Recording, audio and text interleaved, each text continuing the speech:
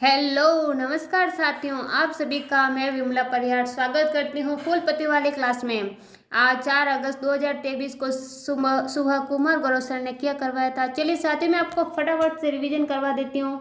अगर आप चाहते हैं कि आपका समय बचे, अगर आप चाहते हैं कि हमें कुमार गौरव जो पढ़ाते हैं सेम कंटेंट ही मिले, तो आप ये मेरी क्लास 15 मिनट में देख सकते हैं।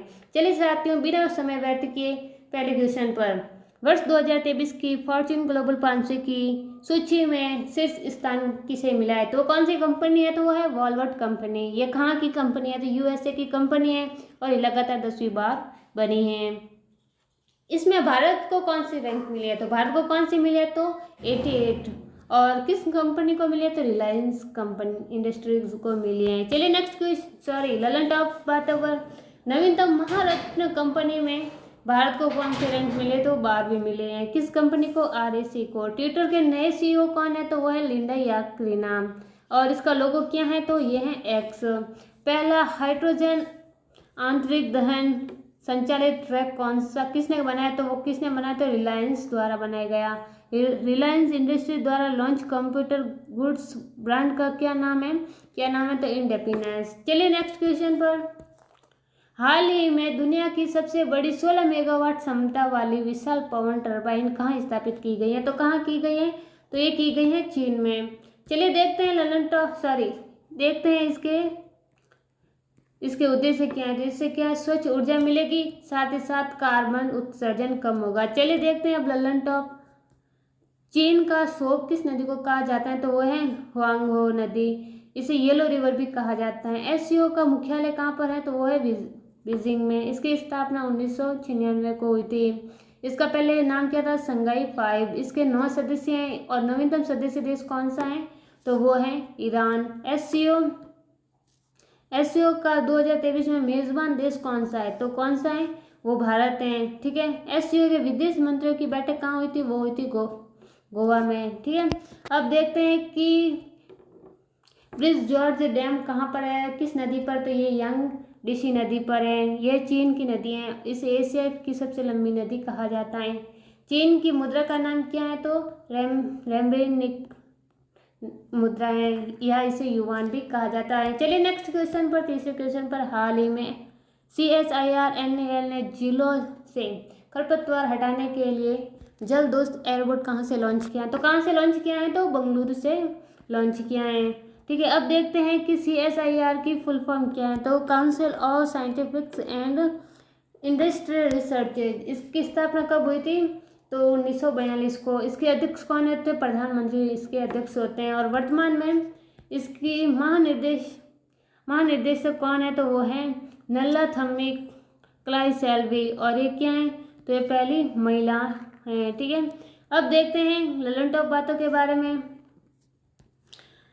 लिसा क्या, तो ये क्या है, लिसा ओडिशा की क्या है, क्षेत्रीय भाषा की एंकर है। ब्राड क्या है, ये चैट जीपीटी के अंदर काउंटर पर गूगल कंपनी के द्वारा लगाया गया। और चैट जीपीटी किसने लॉन्च किया, तो वो ओपन एआई ने। जस्ट आस्क चैटबॉट किस सरकार ने लॉन्च किया, तो वो एमपी ने। जुगलबंदी तो माइक्रोसॉफ्ट द्वारा। ये बहुभाषा में आपको इससे कुछ भी पूछ सकते हैं। चलिए नेक्स्ट क्वेश्चन में। वर्ष 2023 का ओवरशूट डे कब मनाया गया, तो कब मनाया गया, 2 अगस्त 2023 को मनाया गया था।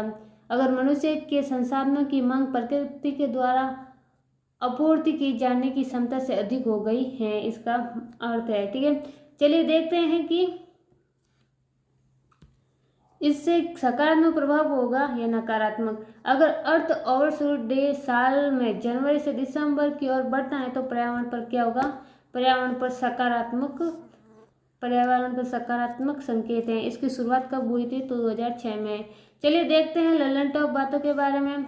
विश्व पर्यावरण दिवस 2023 का मेजबान देश कौन सा था, तो कौन सा था, कोटे डी आइवर। इसकी थीम क्या थी, तो सॉल्यूशन ऑफ प्लास्टिक पॉल्यूशन। विश्व जैव विविधता दिवस कब मनाएगा, तो 22 मई को। पृथ्वी दिवस 22 अप्रैल को। पहली प्लास्टिक ओवरशूट डे कब मनाएगा, तो 28 जुलाई 2023 को। चलिए नेक्स्ट क्वेश्चन पर, 5वां। हाल ही में राष्ट्रपति मुर्मू ने उत्कर्ष एवं उन्मेष उत्सवों का शुभारंभ किया है, तो कहाँ से किया है, तो वो किया है भोपाल से। उत्कर्ष मतलब जनजातियों की संस्कृति और परंपरा को संरक्षण व विकास और उन्मेष का है। अंतर्राष्ट्रीय साहित्यिक महोत्सव। अब देखते हैं ललन टॉप बातों के बारे में।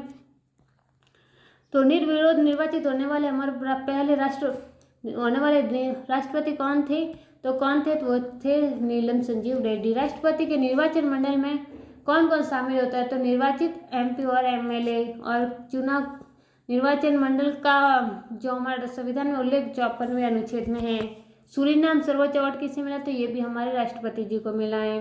और राष्ट्रपति पर महाभियोग लाने के लिए महाभियोग पारित करने के लिए कितना बहुमत चाहिए? तो कुल का 2/3 बहुमत चाहिए। और कौन से अनुच्छेद में? तो 61वें अनुच्छेद में। चलिए नेक्स्ट क्वेश्चन पर। हाल ही में देश का पहला रेडियो फ्रिक्वेंसी सीकर ऑफ आकाश का निर्माण किसने किया है? तो किसने किया है? तो क्या भारत डायनामेटिक्स लिमिटेड के द्वारा। और इसका उपयोग कौन करेगा? तो वो करेगा डीआरडीओ। आकाश मतलब सतह से हवा में वार मिसाइलों और सीकर का लक्ष्य की ट्रैकिंग करना है। ठीक है, अब देखते हैं कि डीआरडीओ की स्थापना कब हुई थी? तो 1 जनवरी 1958 को। अभी इसके अध्यक्ष कौन है? तो वह है समीर कामत। और इसकी मिसाइलें कहाँ से लॉन्च की जाती हैं? तो एपीजे अब्दुल कलाम द्वीप से।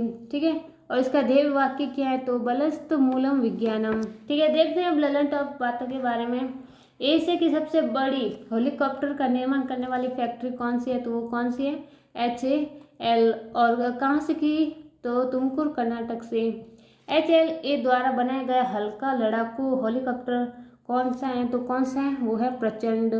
रेडार क्या है? तो रेडार है रेडियो डिटेक्शन एंड रैगिंग। ठीक है, और निशार क्या है?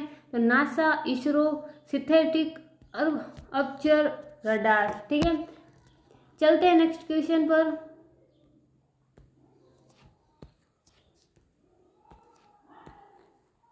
Formula student electric vehicle concept challenge में किस भारतीय प्रौद्योगिकी संस्थान की इलेक्ट्रॉनिक रेसिंग कार को तीसरा स्थान मिला है? तो किसे मिला है? तो IIT धनबाद को। ठीक है, ये जो देखो formula student electric vehicle concept challenge जो है ये कहाँ पर हुआ? तो कहाँ हुआ? बेंगलुरु में हुआ। तो और जीता कौन? पहले नंबर पर कौन है? तो इंडोनेशिया। और तीसरे नंबर पर कौन है? तो कौन है? IIT धनबाद। ठीक है, चलते हैं ललन टॉप बातों पर। IIT मद्रास ऑफशोर कैंपस कहाँ लगाया गया? तो वो कहाँ लगाया गया? तंजानिया में। IIT दिल्ली ऑफशोर कैंपस कहाँ लगाया गया? तो वो UAE में। ठीक है, परम कामरूप सुपर कंप्यूटर का निर्माण किसने किया? तो IIT गुवाहाटी ने। परम शक्ति का निर्माण तो IIT खड़गपुर ने। परम गंगा का निर्माण तो IIT रुड़की ने। चलिए देखते हैं नेक्स्ट क्वेश्चन पर। हाल ही में चर्चा में मेरा ऐतिहासिक कर्णकोट टीला कहाँ स्थित है? ठीक है, कहाँ पर है? तो ये है हरियाणा के फतेहाबाद में बटुका गांव में। ठीक है, यहाँ पर महाभारत काल के मिट्टी के बर्तन की सामग्री मिली है। अब देखते हैं ललन टॉप बातों के बारे में। ललन टॉप बातें। कालीबंगा कहाँ पर है? कालीबंगा जो है वो राजस्थान में है। यहाँ पर जुते हुए खेतों के साक्ष्य मिले हैं। ठीक है, लोथल कहाँ पर है? तो ये है गुजरात में। और एक है प्रमुख बंदरगाह था सिंधु घाटी सभ्यता का। राखी गढ़ी है जो हड़प्पा के सबसे बड़ा संग्रहालय यहाँ पर स्थापित किया जा रहा है। और धौलावीरा गुजरात में है जो यूनेस्को की 40वीं विश्व धरोहर सूची है। चलिए नेक्स्ट क्वेश्चन पर। हाल ही में सांस्कृतिक महोत्सव आदि पेरुक्कू का आयोजन कहाँ किया गया? तो कहाँ किया गया? तमिलनाडु में। क्यों किया गया? तो मानसून वहाँ कावेरी के सम्मान में किया गया। ठीक है, पोंगल महोत्सव भी कहाँ किया जाता है? तो वो भी तमिलनाडु में किया जाता है। चलिए देखते हैं ललन टॉप बातें। बतुकम्मा महोत्सव कहाँ का है? तो बतुकम्मा महोत्सव कहाँ का है? तेलंगाना का। तमिलनाडु का। और क्या है? एक मिनट ये देख लेते हैं। खारची महोत्सव कहाँ का है? तो ये त्रिपुरा का है। कैर भी कहाँ का है? तो त्रिपुरा का है। अबू बाची कहाँ का है? तो ये असम का है। और फूल दही महोत्सव उत्तराखंड का है। सरूल कहाँ का है? तो ये भी झारखंड का है। ठीक है, तमिलनाडु में कौन सी नदी है? तो वो कावेरी नदी का तमिलनाडु में ही क्या है, मैटूर बांध है। और कावेरी नदी की सहायक नदियाँ कौन सी है, तो हेमवती और काबिनी। ठीक है, चलिए लास्ट क्वेश्चन, नेक्स्ट और लास्ट क्वेश्चन पर चलते हैं। हाल ही में एशिया की सबसे अधिक ऊंचाई वाली भूमि कला प्रदर्शनी शाह का आयोजन कहाँ हुआ, तो सबसे ऊंची भूमि शाह प्रदर्शनी कला प्रदर्शनी शाह का आयोजन कहाँ किया गया, तो वह कहाँ किया गया, तो वो लद्दाख लेह में किया गया। और कितने मीटर ऊंचाई पर, तो 3600 मीटर ऊंचाई पर किया गया। और इसकी थीम क्या थी, वन अर्थ वन फैमिली और वन फ्यूचर। ठीक है, देखते हैं ललन टॉप बातों के बारे में। फ्रेंजल लेक मैराथन कहाँ हुई थी, तो किस में होती, पेंगोंग झील में। कहाँ है ये, लद्दाख में। ठीक है, लद्दाख का राज्य पक्षी कौन सा है, तो हिम तेंदुआ। सियाचिन में तैनात पहली महिला कैप्टन कौन थी, शिवा चौहान। ठीक है, माउंट केटू कहाँ पर है, तो कोरोमंडल श्रेणी में। कितने मीटर ऊंचाई है इसके, तो 8611 मीटर। चलिए आज की क्लास हम यही समाप्त करते हैं। Thank you so much for watching my class. और अगर आप चाहते हैं कि आपका इसी तरह समय बचता रहे तो आप जुड़े रहिए मेरे साथ। मैं आपको सेम कुमार गौरव सर जो पढ़ाते हैं सेम कंटेंट के साथ आपको पढ़ाने की कोशिश करूँगी। Thank you.